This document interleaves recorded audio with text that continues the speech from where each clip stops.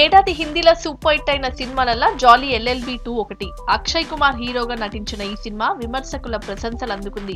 Subhash Kapoor direct చేసిన ఈ movie మంచి వసూళ్లు కూడా సాధించింది. బాలీవుడ్ లో బంపర్ హిట్ అయిన జాలీ ఎల్ఎల్బి 2 మూవీ రీమేక్ రైట్స్ ను హారిక అండ్ హాసిని క్రియేషన్ వాళ్ళు మస్తు పైసలు పెట్టి కొనుక్కురు. ఇన్ని దినాలు ఈ రీమేక్ మూవీలో వెంకటేష్ హీరోగా నటించే అవకాశాలున్నాయని ప్రచారం జరిగింది.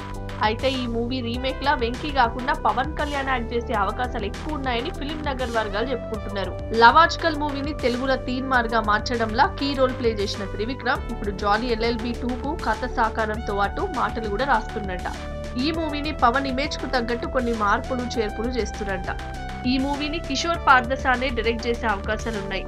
హీరోయిజం కన్నా కథకే ఎక్కువ ఇంపార్టెన్స్ ఇచ్చిన ఈ క్యారెక్టర్ లో అక్షయ్ ఇమేజ్ ను పక్కన పెట్టి నటించిండు.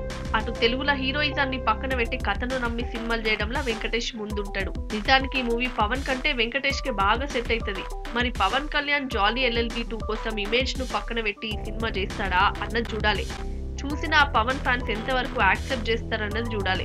ఇక వరుసగా త్రివిక్రమ్, నీసన్, సంతోష్ శ్రీనివాస్ ల సినిమాలకు కమిట్ అయిన పవన్ కళ్యాణ్ ఇప్పుడు ఈ రీమేక్ సినిమాను ఎవరి డైరెక్షన్ లో చేస్తాడా అన్నది చూడాలి.